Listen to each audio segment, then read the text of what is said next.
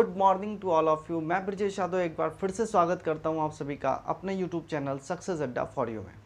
Friends, आशा करता हूं कि आप सभी अपने अपने घरों में बिल्कुल स्वस्थ व्यस्त और मस्त होंगे और मस्ती से पढ़ रहे होंगे हमारे यूट्यूब चैनल सक्सेस अड्डा फॉर यू। फ्रेंड्स, हमारे चैनल में जैसा कि आप सभी जानते हैं technical, science, UP special, reasoning सारी क्लासेस बिल्कुल अवेलेबल हैं। तो जो फ्रेंड्स हमसे पहली बार जुड़ रहे हैं वो अपनी रिक्वायरमेंट के अनुसार टाइम टेबल के अकॉर्डिंग चीज़ों को देखें और हमसे जुड़े रहने का प्रयत्न करें। ठीक है, जो फ्रेंड्स पहली बार जुड़ रहे हैं चैनल को सब्सक्राइब जरूर करें, बेल आइकन जरूर प्रेस करें जिससे आपको नोटिफिकेशन मिलती रहे। क्लियर? तो अब तक की वीडियो में, अब तक की क्लास में हमने कार्यशक्ति एवं ऊर्जा का पार्ट 1 डिस्कस किया था। क्या डिस्कस किया था? पार्ट 1 डिस्कस किया था, है ना? क्या डिस्कस किया था? पार्ट 1। और पार्ट 1 में मैंने कार्य के बारे में चर्चा की थी, हम सभी ने कार्य के बारे में डिस्कस किया था। ठीक, सो जो स्टूडेंट कार्य की वीडियो को देखना चाहते हैं वो डिस्क्रिप्शन में जाएं, मैंने प्लेलिस्ट की लिंक दे रखी है, वहाँ से जाके आप work and power and energy का पहला लेक्चर देख सकते हैं, पहली वीडियोस की देख सकते हैं। ठीक है, आज हम स्टार्ट करने वाले हैं एनर्जी के बारे में कुछ चर्चा करेंगे और उसके बाद फिर पावर की चर्चा की जाएगी नेक्स्ट वीडियो में। ठीक है ना? तो आज का हमारा टॉपिक एनर्जी बेस्ड है, ऊर्जा पे बेस्ड है। किस पे बेस्ड है? ऊर्जा पर। सो इससे पहले कि लेक्चर स्टार्ट हो मैं आपको बिल्कुल मस्ती में पढ़ाने लगूं और आप सभी पढ़ने लगें, जल्दी जल्दी वीडियो को शेयर कर दीजिए। अगर लास्ट तक वीडियो आपको अच्छी लगेगी तो आप वीडियो को लाइक ज़रूर कीजिएगा। ठीक है ना? चलो स्टार्ट करते हैं। ऊर्जा क्या है? ऊर्जा क्या है? इसी को कहते हैं एनर्जी। क्या कहते हैं? एनर्जी। इसी को कहा जाता है एनर्जी। ठीक है ना? ठीक है ना? तो ऊर्जा क्या है ना? अगर हम डेफिनेशन की बात करें, अगर हम परिभाषा की बात करें तो कार्य करने की क्षमता को ऊर्जा कहते हैं।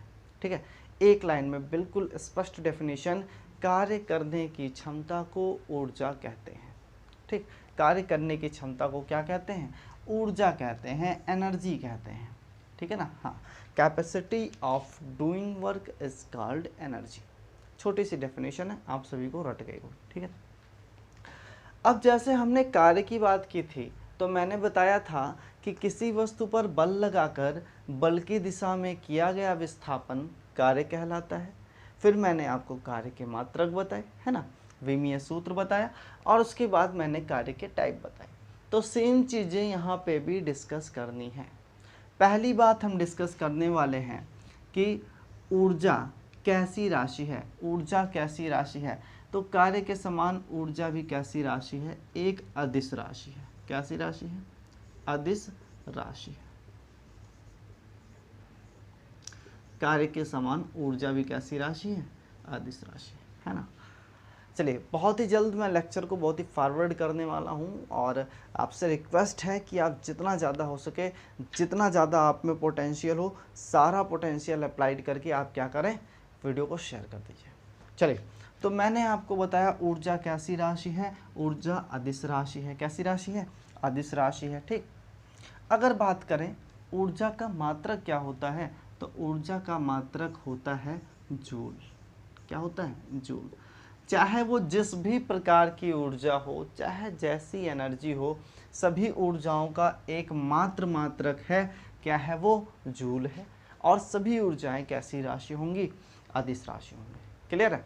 अगर सबका मात्रक जूल है तो प्रीवियस वीडियो में आपने देखा मैंने क्या बताया था? बीमीय सूत्र ml/2t⁻²। अब मैं बार बार निकाल के आप सभी का समय नहीं वेस्ट करना चाहता, ठीक है ना, इसीलिए मैंने विमीय सूत्र लिख दिया है। बहुत ही सिंपल है निकालना। जो फ्रेंड्स हमारे निकालने के इच्छुक हैं या सीखना चाहते हैं कि कैसे निकालते हैं तो वो क्या करें, वीडियो जब एंड हो जाए तो आप जाके प्रीवियस वीडियो पे इसके देख लीजिए, है ना। इसकी जो पहली वीडियो मैंने बताई उसमें मैंने निकालने का तरीका भी बताया। तो यहाँ से इतनी चीज़ें क्लियर हुई। ऊर्जा क्या है? तो आपने जाना कि ऊर्जा क्या है? कार्य करने की क्षमता है। ठीक है ना। ये कैसी राशि है? ये अदिश राशि है। इसका मात्रक क्या होता है? इसका मात्रक होता है जूल। और इसका विमीय सूत्र क्या होता है, तो ml/2 T⁻⁻2 इतना होता है इसका विमीय सूत्र। बोलो भाई समझ में आ रहा है, अच्छी लग रही है वीडियो? जी हाँ, चलिए फटाफट इसका स्क्रीनशॉट ले लीजिए, बहुत ही अच्छी चीज़ें डिस्कस करनी है इसके बाद, जल्दी जल्दी स्क्रीनशॉट लीजिए, आगे चलते हैं। चलिए देखिए, ऊर्जा के बारे में जितनी बातें की जाएं उसमें ये होगा कि एनर्जी की अगर टाइप की हम बात करेंगे तो एनर्जी के टाइप तो बहुत हैं, ऊर्जा के प्रकार बहुत हैं। जैसे अगर मैं आपको एग्जांपल दूं तो जैसे रासायनिक ऊर्जा हो गई, रासायनिक ऊर्जा हो गई, सौर्य ऊर्जा हो गई, जल ऊर्जा हो गई, पवन ऊर्जा हो गई, बहुत सारे एग्जाम्पल हैं, a lot of example we have of energy, ठीक है ना। सो इस कंडीशन में क्या कर सकते हैं कि आप सारे एग्जाम्पल को या तो एक साथ लिखिए तो उसका कोई मतलब नहीं बनेगा, मैं आपको यहाँ पे 20 एग्जाम्पल लिखवा दूँ उसका कोई लॉजिक नहीं है। लॉजिकल चीज़ें क्या हैं, जैसे अगर आपको रासायनिक ऊर्जा पढ़नी है ना, तो आप क्या पढ़ेंगे, वो केमिस्ट्री में जब हम पढ़ना स्टार्ट करेंगे तो उस पर हम बताएंगे कि केमिकल एनर्जीज क्या होती है। जैसे आपको नाभिकीय ऊर्जा पढ़ना है तो फिजिक्स में ही जब न्यूक्लियर फिजिक्स का पोर्शन आएगा तो उसमें मैं बताऊंगा कि हाइड्रोजन और हीलियम के नाभिक के संलयन के कारण एक ऊर्जा उत्पन्न होती है जिसको नाभिकीय ऊर्जा कहा जाता है। इस तरीके से बहुत सारी एनर्जीज हैं जिसके बारे में हम डिस्कस करने वाले हैं, लेकिन वो अलग अलग चैप्टर होंगे, ठीक। तो यहाँ पे हम किस टाइप के एनर्जी का डिस्कशन करेंगे भाइयों, जो हमारी यूनिट है वो चल रही है मैकेनिक्स, जिसको कहा जाता है यांत्रिकी, है ना, क्योंकि कार्य वार्य जितने भी मैकेनिकल वर्क हैं ये सारे इसी यूनिट में आते हैं, ठीक। तो इस कंडीशन में क्या है, हम क्या बात करेंगे, मैकेनिकल एनर्जी की बात करेंगे, यांत्रिक ऊर्जा की बात करेंगे। आ रही बात समझ में? ऊर्जा बहुत होती है, सबके अलग अलग टाइप्स हैं, मैं बाद में डिस्कस करूँगा। पहले डिस्कस करेंगे हम क्या, क्योंकि हम मैकेनिक्स पढ़ रहे हैं, यांत्रिकी पढ़ रहे हैं, तो हम किस की बात करेंगे, यांत्रिक ऊर्जा की बात करेंगे। किसकी? यांत्रिक ऊर्जा। अब यांत्रिक ऊर्जा क्या है, यांत्रिक ऊर्जा क्या है, मैकेनिकल एनर्जी क्या है,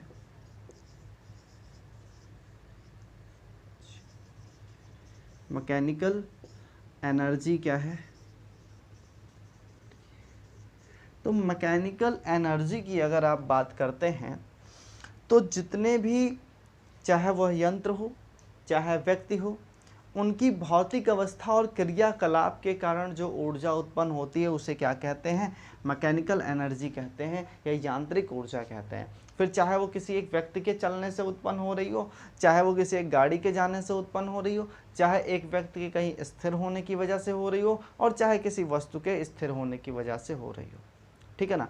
तो वो सब एनर्जी क्या कहलाएंगी, यांत्रिक एनर्जी कहलाएंगी, मैकेनिकल एनर्जी कहलाएंगी, ठीक।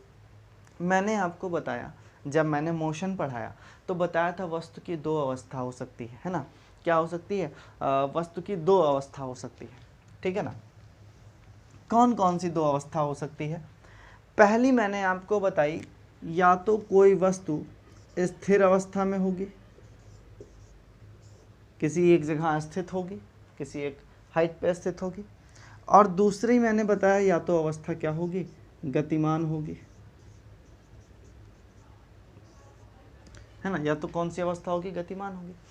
अगर कोई वस्तु स्थिर है, अपनी जगह पर रुका हुआ है, किसी एक पॉइंट पे सिचुएटेड है, तो उस प्रकार की ऊर्जा को हम क्या कहते हैं, स्थितिज, स्थितिज ऊर्जा।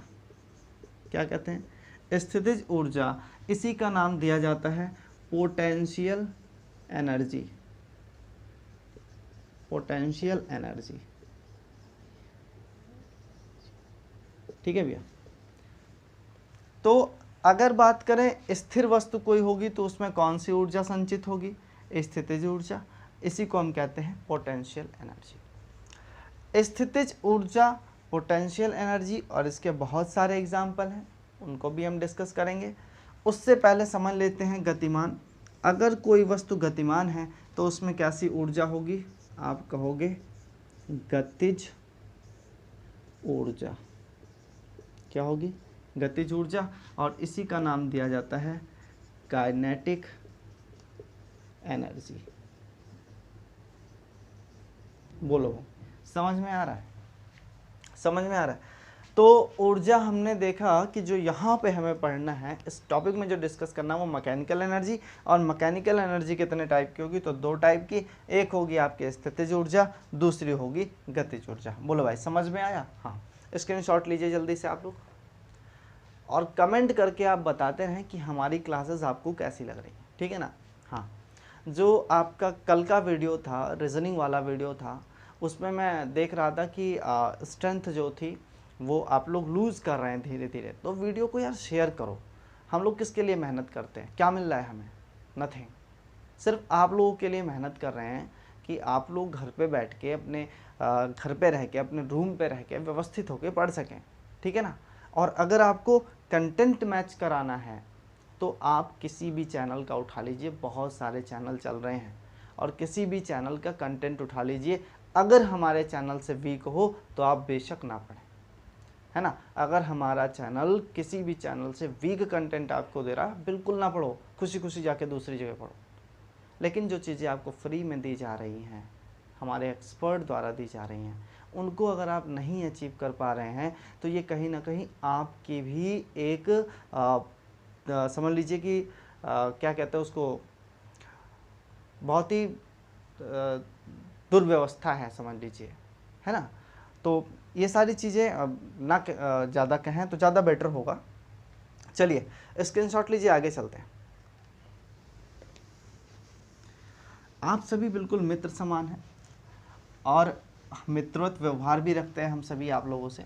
सो इसलिए आप लोगों से रिक्वेस्ट रहती है कि वीडियो को आप लोग शेयर किया कीजिए, है ना, और मज़े से पढ़ते रहिए, है ना, क्योंकि हम पढ़ाने में कोई कसर नहीं छोड़ते हैं। जितना हमारे पास प्योर कंटेंट होता है सब आपको दिया जाता है। चलो भाई आगे डिस्कस करते हैं। देखिए हमने देखा कि ऊर्जा दो प्रकार की होगी, क्या कौन कौन सी? गतिज और दूसरी कौन सी? स्थितिज, ठीक है ना। इसी को नाम देंगे काइनेटिक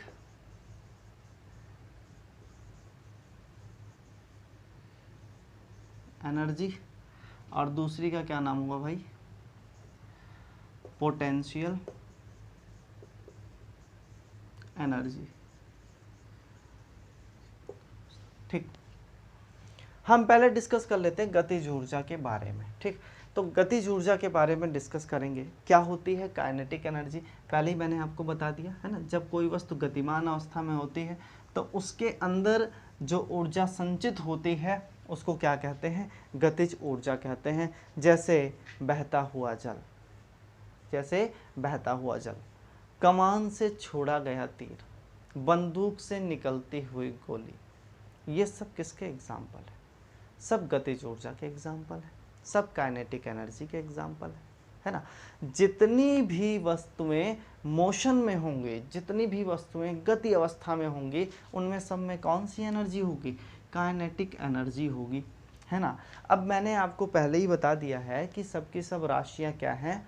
अदिश हैं, है ना, और सबके मात्रक होंगे जूल। तो मैं मात्रक और राशियों पे बहुत ज़्यादा डिस्कस नहीं करूँगा, सीधे सीधे चलते हैं काइनेटिक एनर्जी के फॉर्मूले पर।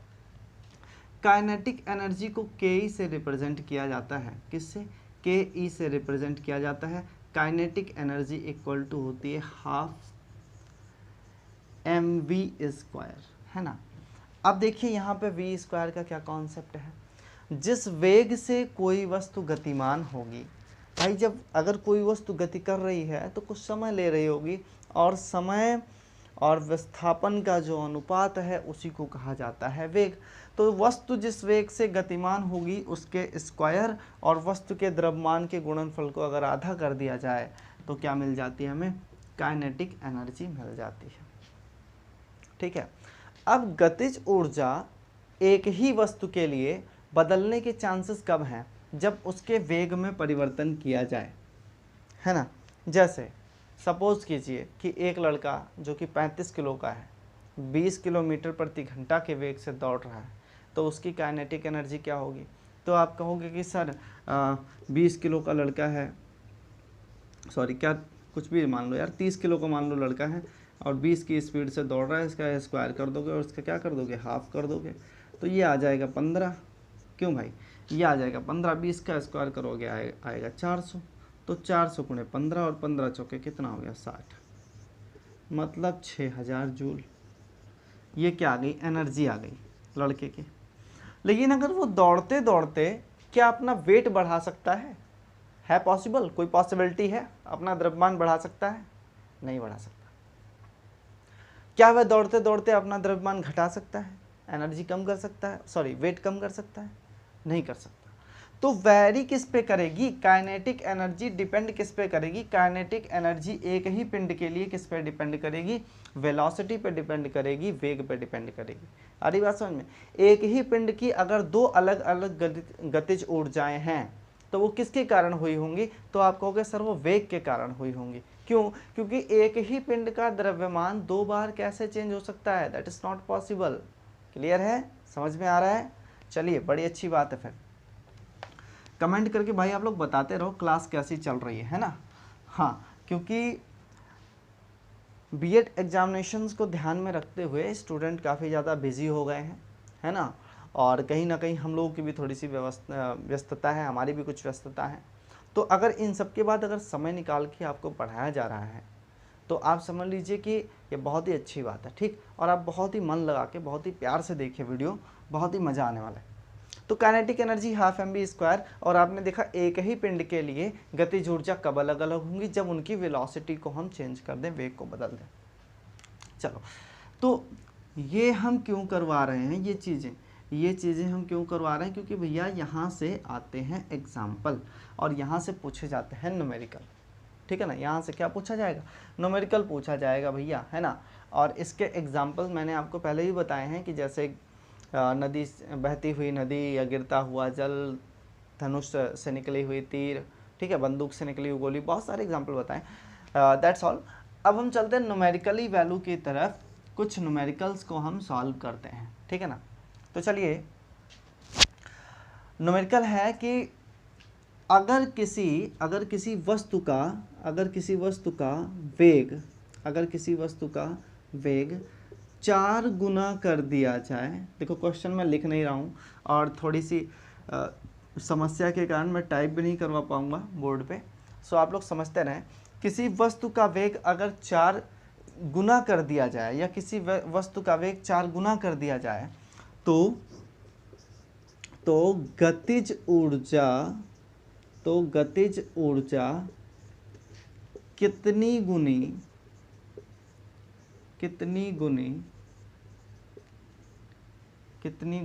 बढ़ जाएगी,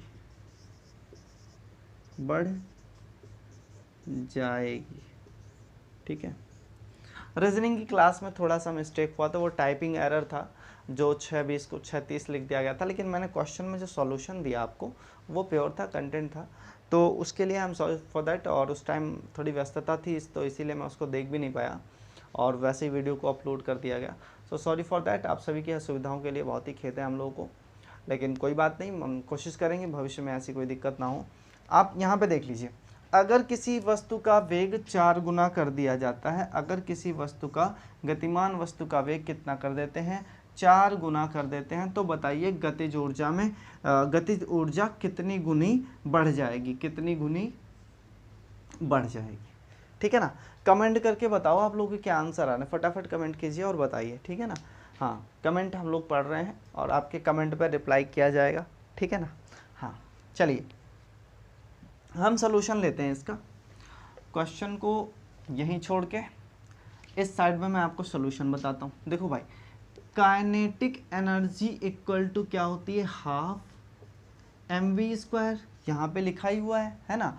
अब देखो क्या द्रव्यमान बदल रहा है, कोई चेंजेस है, नहीं हो रहा है। किस में चेंज हो रहा है भाई, वेग में। किस में, वेग में। और कितना हो जा रहा है, 4 गुना। कहने का मतलब हमारे पास जो वेग था उसका हम कितना कर दे रहे हैं, 4 गुना। पहले हमारे पास क्या था, k equal to half mv² था, इतना ही तो था। अब हम क्या कर दे रहे हैं, काइनेटिक एनर्जी को अब क्या कर दे रहे हैं भैया, अब हम कर दे रहे हैं हाफ m4v का होल स्क्वायर। भाई v की जगह पे हमने क्या कर दिया है, 4v कर दिया है। तो अगर आप इसको देखेंगे तो ये क्या लिखा हुआ है भाई, 4 चौके कितना हो जाएगा, 16 हो जाएगा। 16 को अगर निकाल लें तो ये क्या लिखा हुआ है, हाफ mv², यही तो लिखा हुआ है। बोलो भाई, यही लिखा हुआ है ना। हाँ, अब यहाँ पे देखिए हाफ mv² को हम 1 ke लिख सकते हैं या नहीं, बोलो भाई, लिख सकते हैं या नहीं? बिल्कुल लिख सकते हैं, ये काइनेटिक एनर्जी है जो हाफ mv²। ठीक, अब इसको भी हम क्या लिख सकते हैं, ke लिख सकते हैं। तो जाहिर सी बात है ये कितनी हो गई, 16 ke, या 1 ke भी लिखोगे तो गुणा होगा तो 16 ही तो होगा, तो 1 लिखने का कोई मतलब नहीं है। टोटल कितना हो गया, 16 ke। ठीक है, अब आपको यहीं पे क्वेश्चन में ध्यान देना है, क्वेश्चन में ध्यान देना है। क्वेश्चन पूछा क्या गया है, क्वेश्चन में कहा गया है कितनी गुनी बढ़ जाएगी। कुछ स्टूडेंट क्या गलती करेंगे कि 16 के को आंसर बता देंगे, 16 के को आंसर बता देंगे, तो वो आपकी ह्यूज मिस्टेक होगी, बहुत बड़ी गलती होगी। ऐसा आपको नहीं करना है, क्वेश्चन पे ध्यान देना है। क्वेश्चन में बताया गया कितनी गुनी बढ़ जाएगी, है ना। How many times will be increased, कितनी गुनी बढ़ जाएगी। ये नहीं पूछा है कि कितनी गुनी हो जाएगी। अगर ये क्वेश्चन होता कितनी गुनी हो जाएगी, तब आपका ये आंसर सही होता। आ रही बात समझ में? अगर आंसर होता, क्वेश्चन होता कि कितनी गुनी हो जाएगी, कितनी गुनी हो जाएगी, तब आपका ये आंसर सही हो जाता। लेकिन पूछ रहा है कितनी गुनी बढ़ जाएगी। बताओ भैया, 1 ke पहले थी या नहीं?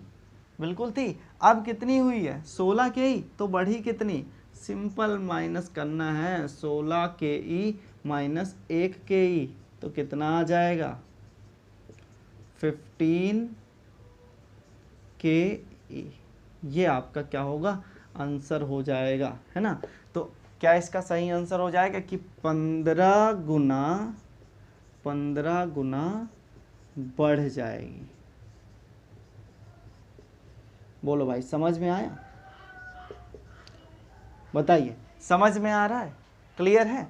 तो क्वेश्चन पे आपको ध्यान देना है। अगर वेग को 4 गुना कर दिया गया तो गतिज ऊर्जा कितनी गुनी बढ़ जाएगी। अगर पूछ गया कितनी गुनी बढ़ जाएगी, तो आप कहोगे 15 गुना बढ़ जाएगी, है ना, क्योंकि हो कितनी रही, 16। पहले कितनी थी, 1, तो कितना बढ़ी, 15, तभी तो 16 हुई। ठीक, अगर पूछता कितनी हो जाएगी, उस कंडीशन में आप क्या करोगे, आप कह दोगे कि सर 16 हो जाएगी। क्लियर है? हाँ, तो इन सब बातों पे थोड़ा सा ध्यान देना पड़ता है, क्योंकि एग्ज़ाम में यहीं से इजीली क्वेश्चन उठा लिए जाते हैं, और थोड़ी सी नादानी की वजह से, थोड़ी सी मिस्टेक की वजह से आप अपना 1.33 नंबर गंवा देते हैं। अब पूछोगे सर ये कैसे हुआ? भैया 1 नंबर तो आपका जो सही होना था वो गलत हो गया, 0.33 माइनस हो गया, तो 1.33 का नुकसान हुआ या नहीं? That's all. चलिए स्क्रीनशॉट ले लीजिए, फिर चलते हैं कुछ और अगले टॉपिक पे। इसके यहाँ से अगर क्वेश्चन बनेगा तो बस इसी 2 टाइप का बनता है, इसीलिए बहुत ज़्यादा क्वेश्चन मैं इस पर नहीं करवा रहा हूँ। ठीक है, आप लोग ऐसे ही हंसते हुए मुस्कुराते हुए हमारे चैनल पे बने रहिए, अपना ढेर सारा प्यार हमारे चैनल को देते रहिए। आप सभी बिल्कुल स्वस्थ व्यस्त और मस्त रहिए। कुछ ही दिनों में हमारे आरबी सर भी आ जाएंगे आपके पास मुस्कुराते हुए, बिल्कुल एकदम लल्लन टॉप कॉन्सेप्ट के साथ। और यकीन मानिए आरबी सर की जो मैपिंग है, आहा, एकदम सुभान अल्लाह, लाजवाब। तो हम भी कायल हैं उनके, ऐसी बात नहीं है। उनकी जो आर्ट, उनकी जो शैली, उनकी जो कला है, वो अपने आप में यूनिक है ना। और जितने भी टीचर्स हैं वो सभी हमारे यहाँ यूनिक हैं। आप सभी की सेवा में तत्पर हैं, तो आप भी सहयोग दीजिए और उनके साथ जुड़ने का प्रयत्न कीजिए। ठीक है, टेक्निकल की जो गंगा इस समय बह रही है उससे कोई अछूता नहीं है, और जो मित्र हमारे उसमें स्नान कर सकें, समझ लीजिए कि इस बार यूपीपीसीएल पार। रही बात साइंस और रीजनिंग की, तो उसकी भी जो टूटी फूटी क्लासेस हैं वो मेरे द्वारा आपको प्रोवाइड कराई जा रही हैं, उसका भी आप थोड़ा थोड़ा आनंद लेते रहिए और मस्ती से झूमते हुए, गाते हुए, मुस्कुराते हुए पढ़ते रहिए सक्सेस अड्डा फॉर यू पे। चलिए अगला डिस्कस करते हैं स्थितिज ऊर्जा।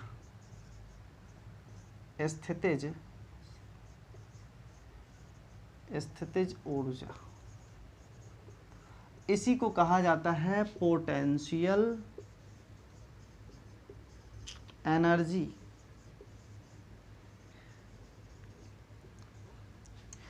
कल हमारे डीएसपी भाई ने कुछ कमेंट किया क्लास ओवर होने के बाद में कि सर कुछ कमेंट गड़बड़ हो गया था क्या वॉटेवर। सो डीएसपी भाई मैं थोड़ा समझ नहीं पाया था क्या है वॉटेवर, मैं चीज़ें थोड़ा सा उस टाइम नहीं ध्यान दे पाया और व्यस्तता ज़्यादा होने के कारण मैं कमेंट को रिवर्स करके भी नहीं पढ़ पाया। सो सॉरी फॉर दैट उसके लिए। और जो भी अगर किसी स्टूडेंट से या फिर किसी आपके भाई बहन से कोई मिस्टेक हुई है तो उसके लिए मैं उन सभी की तरफ से आपसे सॉरी कह रहा हूँ। और आप चैनल पे रहिए, कोई दिक्कत नहीं है। और आप बिल्कुल हमारे रेगुलर स्टूडेंट हैं, रेगुलर भाई हैं, हमारे रेगुलर मित्र हैं, रेगुलर क्लासमेट हैं, जो भी कहा जाए सब बहुत ही कम है, ठीक है। तो चलो स्थितिज ऊर्जा के बारे में डिस्कस करते हैं। पोटेंशियल एनर्जी इसी को कहा जाता है। अंतिमा जी का भी कल कमेंट आ रहा था कि hello sir, hello sir. Hello sir का उनका सेंस था, जो क्वेश्चन है वो एरर हो गया था और यहाँ पे जो आंसर लिखना था वो भाई मैथमेटिकल एरर थी थोड़ी टाइपिंग में, तो उसमें 6:20 को 6:30 कर दिया गया था।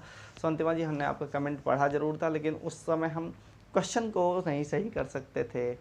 सो क्वेश्चन हमारे उस कंट्रोल के बाहर चला गया था उस कंडीशन में, लेकिन फिर भी सोल्यूशन आपका सही था और आप लोग तो पहले से ही ब्रिलियंट है, ठीक। संध्या जी बहुत ही सपोर्ट करती हैं, संध्या जी हमारे साथ बिल्कुल रेगुलर बनी रहती हैं, हर एक कदम पे बिल्कुल सपोर्ट करती हैं। आशुगारी हैं, श्रेयस जी हैं, और ये दोनों ही बहुत ही ज़्यादा सपोर्ट कर रहे हैं। और भी हमारे मित्र मंडली हैं जो हमारा बढ़ चढ़ के सपोर्ट करती है। हमारे कुलदीप भाई जो ऑनलाइन ऑफलाइन सारे जगहों पर बिल्कुल सपोर्ट कर रहे हैं। आप सभी का बहुत बहुत बहुत धन्यवाद हमारे चैनल से अपना स्नेह बनाए के रखने के लिए और हमारे चैनल पे थोड़ा सा प्रमोशन के लिए, हमारे उत्साह के लिए बहुत बहुत धन्यवाद आप सभी का। आप सभी बिल्कुल रेगुलर स्टूडेंट हैं, बिल्कुल रेगुलर भाई बहन हैं, बिल्कुल आप रेगुलर बने रहिए, है ना। बहुत ही जल्द हम आपके लिए जस्ट लाइव क्लास लेंगे कि जिसमें बिल्कुल म्यूचुअली इंटरेक्ट हुआ जाएगा, है ना। आप सभी के लाइव कमेंट देखेंगे और पढ़ के आप सभी को तुरंत तत्काल प्रभाव से वहाँ पे सुधार किया जाएगा, ठीक है। तो बस कुछ दिनों की बात है ना। हाँ, बस कुछ दिनों की बात है, उसके बाद तो बस फिर महके महके दिन और तन्हा तन्हा रात है, बस कुछ दिनों की बात है। चलिए, स्थितिज ऊर्जा इसी को कहते हैं पोटेंशियल एनर्जी। स्थितिज ऊर्जा क्या होती है भाई? देखो, अगर कोई वस्तु किसी ऊंचाई पर स्थित है, बात को समझना, अगर कोई वस्तु किसी ऊंचाई पे स्थित है तो ऊंचाई पे स्थित होने के कारण उसके अंदर जो ऊर्जा संचित होगी, जो एनर्जी स्टोर्ड होगी, उसको क्या कहा जाएगा? स्थितिज ऊर्जा। आ रही बात समझ में? मैं अगर आपसे कहूं कि तालाब में एक जल भरा हुआ है, उसमें कौन सी एनर्जी होगी? तालाब में एक जल भरा हुआ है, उसमें कौन सी एनर्जी होगी? तो भैया उसमें कोई एनर्जी नहीं होगी। क्यों? क्योंकि वो ग्राउंड लेवल के नीचे है, ग्राउंड लेवल के नीचे है। क्या ऐसे नीचे से उड़ के थोड़े ना जाएगा ऊपर? कोई है चांस निकलने का? कोई चांस नहीं है। लेकिन अगर हम कहें आपसे बांध पे एकत्रित जल किस प्रकार की ऊर्जा को संचित करता है, तब आप कहोगे स्थितिज ऊर्जा। क्यों? क्योंकि वह ग्राउंड लेवल से, धरातल से एक ऊंचाई पर है और वहां से अगर बांध टूट गया तो वह ग्रेविटी से नीचे आएगा, बहुत ही ग्रेविटी से नीचे आएगा, स्पीड से नीचे आएगा और उसके अंदर काइनेटिक एनर्जी आ जाएगी, है ना। पहले पोटेंशियल एनर्जी रहेगी, वो पोटेंशियल एनर्जी जब वो मूव करना स्टार्ट करेगा तो काइनेटिक एनर्जी में कन्वर्ट हो जाएगी। आ रही बात समझ में? तो चलिए, स्थितिज ऊर्जा कब वर्क करेगी भैया? किसी ना किसी ऊंचाई पे वर्क करेगी, किसी ना किसी हाइट पे वर्क करेगी। अगर हम माने कि यह धरातल है, हाँ, अगर हम माने यह धरातल है और कोई वस्तु अगर किसी ऊंचाई पे है तो उसमें कौन सी ऊर्जा होगी? तो उसमें स्थितिज ऊर्जा होगी, ठीक है ना। हाँ ठीक। अगर इसकी डेफिनेशन लें तो हम कहेंगे कि h ऊंचाई पर स्थित किसी वस्तु में जो ऊर्जा संचित होगी उसको क्या कहा जाएगा? स्थितिज ऊर्जा कहा जाएगा। इसको Pe से प्रदर्शित किया जाता है, Pe से प्रदर्शित किया जाता है। P for potential, E for energy, और Pe इक्वल टू होता है mgh। क्या होता है? mgh। क्यों? मैंने अभी बताया भाई, अगर जलाशय पे जलाशय में बांध पर अगर जल एकत्रित है तो अगर वहां से नीचे आएगा तो किससे आएगा? ग्रेविटी से आएगा, ग्रेविटी, है ना। एक्सेलरेशन ड्यू टू ग्रेविटी से आएगा, एक त्वरण से नीचे आएगा, है ना। और उस जल का कुछ द्रव्यमान होगा और वो किसी हाइट पे स्थित होगा। तो इन तीनों का अगर मल्टीप्लाई कर दो सिंपली तो क्या आ जाएगी? पोटेंशियल एनर्जी आ जाएगी। बोलो भाई, समझ में आ रहा है? समझ में आ रहा है सभी को? तो क्या आ जाएगी उसमें, पोटेंशियल एनर्जी आ जाएगी, जिसको हम क्या कहते हैं, स्थितिज ऊर्जा कहते हैं। क्लियर? चलिए देख लेते हैं, इसके भी कुछ एग्जाम्पल है, लाइव एग्जाम्पल है, उनको भी चर्चा करते हैं। तो देखिए पोटेंशियल एनर्जी के पूछा जाएगा, बहुत ही फेमस क्वेश्चन है, जलाशयों में एकत्रित जल या फिर बांध पे एकत्रित जल में कौन सी ऊर्जा होती है? तो आप कहोगे स्थितिज ऊर्जा। या आपसे पूछेगा कि तने हुए धनुष में कौन सी ऊर्जा संचित होती है? तो आप कहोगे स्थितिज ऊर्जा, है ना। तने हुए गुलेल में कौन सी ऊर्जा होती है? तो आप कहोगे स्थितिज ऊर्जा। किसी h ऊंचाई पर स्थित वस्तु में कौन सी ऊर्जा है? तो आप कहोगे स्थितिज ऊर्जा। ये सारे इसके एग्जाम्पल हैं। ठीक, तो हमने गतिज ऊर्जा और स्थितिज ऊर्जा के बारे में पढ़ा। किसके किसके? गतिज ऊर्जा और स्थितिज ऊर्जा के। चलिए इन दोनों को हम कंबाइन फॉर्म में लें और किसी एक वस्तु के लिए देखते हैं कि इसमें गतिज ऊर्जा क्या होगी और स्थितिज ऊर्जा क्या होगी। ठीक है ना। चलिए आप लोग कमेंट करके बताएंगे, मैं ग्राफ बनाऊंगा और आप लोग कमेंट करके बताएंगे कि एनर्जी क्या होगी। बोलो भाई, समझ में आया है? अब तक की चीज़ें समझ में आई है? आप सभी कमेंट करके बताते रहें, रेगुलर कमेंट करते रहें, बहुत ही मज़ा आएगा। ठीक है। चलिए देखिए, अगर हम माने कि ये धरातल है, क्या है ये? धरातल है, और यहाँ पर कोई वस्तु क्या है? स्थित है। यहाँ पे कोई वस्तु स्थित है और किस अवस्था में है? तो हम कह रहे हैं कि यह स्थिर अवस्था में है। किसमें? स्थिर अवस्था में। तो इसके लिए बताइए पीई जो है, पोटेंशियल एनर्जी क्या होगी? पीई क्या होगी? पोटेंशियल एनर्जी क्या होगी? भैया देखो यहाँ पे हाइट क्या है, एच की वैल्यू क्या है? यहाँ पे एच की वैल्यू देखो, यहाँ पे लिखते हैं एच की वैल्यू क्या है? आप कहोगे 0। अगर एच की वैल्यू 0 है तो ये क्या होता है? mgh। एच की वैल्यू जहाँ आपने 0 रखा तो पोटेंशियल एनर्जी भी क्या हो जाएगी? 0 हो जाएगी या नहीं? बोलो भाई, होगी या नहीं? क्यों? क्योंकि ये धरातल पे रखा हुआ है। क्लियर है? बोलो, धरातल पे रखा हुआ है, क्लियर है या नहीं? तो इसके लिए पोटेंशियल एनर्जी क्या हो जाएगी? 0। क्यों? क्योंकि ये किसी हाइट पे नहीं है। अगर आपसे कोई कह दे कि कोई वस्तु कहीं स्थिर है तो उसमें ऊर्जा कितनी होगी? तो आप कहोगे सर 0 हो जाएगी। क्यों? क्योंकि वो एक जगह पे स्थिर है, वो किसी ऊंचाई पर नहीं। क्लियर? दूसरी बात, अगर बात करें हम गतिज ऊर्जा की, काइनेटिक एनर्जी की, कि इसमें काइनेटिक एनर्जी, भाई ये स्थिर है, रुकी हुई है, तो इसमें वेलोसिटी कितनी हो जाएगी? v इक्वल टू क्या होगा? 0। तो k इक्वल टू क्या होता है भैया? k इक्वल टू होता है हाफ mv², और v की वैल्यू अगर आप 0 करते हैं तो ये पूरा फंक्शन क्या हो जाएगा? 0 हो जाएगा। तो काइनेटिक एनर्जी की वैल्यू भी क्या आ जाएगी? 0। आ रही बात समझ में?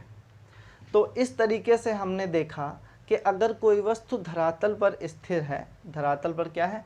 स्थिर है, तो उसके लिए पोटेंशियल एनर्जी क्या होगी? उसके लिए पोटेंशियल एनर्जी क्या होगी? तो आप कहोगे कि सर 0 होगी। क्यों 0 होगी? क्योंकि h इक्वल टू क्या है? 0 है। h इक्वल टू 0 तो potential energy 0, v equal to 0 तो काइनेटिक एनर्जी भी क्या होगी? 0 हो जाएगी। बोलिए भाई, समझ में आ रहा है? कॉन्सेप्ट समझ में आ रहा है जो मैं देने की कोशिश कर रहा हूँ? अगला देखिए, अगर कोई वस्तु हम मानते कि धरातल से कुछ ऊंचाई पर है, धरातल से कुछ ऊंचाई पर है, ठीक है, और क्या है? वो स्थिर है। क्या है? स्थिर है।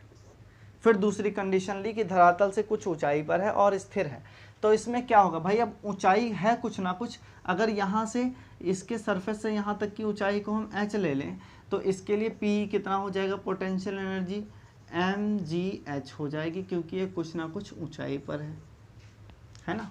अब यहाँ पे क्या है? h की वैल्यू नॉट इक्वल टू 0, 0 नहीं है। ठीक, तो इसीलिए P क्या होगा? mgh। फिर अगर बात करें हम काइनेटिक एनर्जी की, तो अभी भी वस्तु किस अवस्था में है? स्थिर अवस्था में। कहने का मतलब वेग क्या होगा? 0 ही होगा। वेग अगर 0 होगा तो काइनेटिक एनर्जी भी क्या हो जाएगी? 0 हो जाएगी। बताइए, कमेंट करते रहिए। अगर आप हमसे पहले कर ले जाते हैं तो समझ लीजिए इससे अच्छा और कुछ नहीं हो सकता। यू आर मोस्ट ब्रिलियंट, और हकीकत में आप लोग हैं। सो आप सभी बस देखिए, अगर किसी को कोई चीज़ नहीं समझ में आ रही है तो वो भी समझ में आएगी, बस आपको पेशेंस और टाइम देना होगा। ठीक है, चलो आगे चलते हैं और नेक्स्ट ग्राफ ड्रा करते हैं। अब हम लेंगे कोई वस्तु धरातल पर है और गतिमान है, और क्या है? गतिमान है, मतलब मोशन में है। ठीक, तो अगर मोशन में है तो कुछ ना कुछ वेग होगा, कुछ ना कुछ वेलोसिटी होगी, और अगर वेलोसिटी होगी तो काइनेटिक एनर्जी इक्वल टू क्या हो जाएगी, हाफ mv²। क्यों? क्योंकि v नॉट इक्वल टू 0 है, v 0 नहीं है, किसी ना किसी वेग से गतिमान है। और अगर यहीं पे बात किया जाए पोटेंशियल एनर्जी की, किसकी, पोटेंशियल एनर्जी की, P की अगर हम बात करें तो P इक्वल टू क्या हो जाएगी, फिर 0 हो जाएगी। क्यों? क्योंकि यहाँ से और इसके बीच में कोई ऊंचाई है, इसके और इसके बीच में नहीं है। h की वैल्यू यहाँ पे क्या है, 0 है, इसीलिए पोटेंशियल एनर्जी क्या हो जाएगी, 0 हो जाएगी। और काइनेटिक एनर्जी क्या होगी, हाफ mv²। बोलिए समझ में आ रहा है? अगली कंडीशन ले लेते हैं, कुछ ऊंचाई पर है और गतिमान है, कुछ ऊंचाई पर है और क्या है, गतिमान है। तब बताइए क्या इसमें पोटेंशियल एनर्जी होगी? भाई यहाँ से यहाँ की वैल्यू को अगर आप h कंसीडर कर रहे हो तो पोटेंशियल एनर्जी कितनी हो जाएगी, mgh। बोलो भाई। और अगर यह गतिमान है, वस्तु क्या है, गतिमान है, मूवेबल है, तो इसकी कुछ वेलोसिटी होगी, इसका कुछ वेग होगा, और वेलोसिटी के अकॉर्डिंग काइनेटिक एनर्जी क्या हो जाएगी, काइनेटिक एनर्जी के जिसको कहा जाता है हो जाएगी हाफ mv²। बोलो भाई, समझ में आ रही चीज़ें? ये थोड़ा सा टेढ़ी खीर लगती है बट है नहीं, बहुत ही सिंपल है। ठीक, तो इस तरीके से हमने आज एनर्जी के बारे में बहुत सारी चीज़ें डिस्कस की, और मैंने सिर्फ 2 एनर्जी ली और दोनों के निचोड़ निकाले हैं, ठीक है ना, और वह मैंने आपको देने की कोशिश की है। अगर आप सभी तक मेरी बातें पहुंची हों, अगर आपको ये वीडियो अच्छा लगा हो, तो इस सेशन के एंड होने के बाद में आप सभी वीडियो को शेयर ज़रूर करेंगे, ठीक है? हाँ, और इस तरीके से हम अपना आज का लेक्चर यहीं पर समाप्त करते हैं। आप सभी के स्वस्थ होने की कामना करते हैं, और आप सभी स्वस्थ व्यस्त और मस्त रहें। इन्हीं शुभकामनाओं के साथ आपका अपना यूट्यूब दोस्त ब्रजेश यादव आपसे मांगता है इजाज़त। जय हिंद।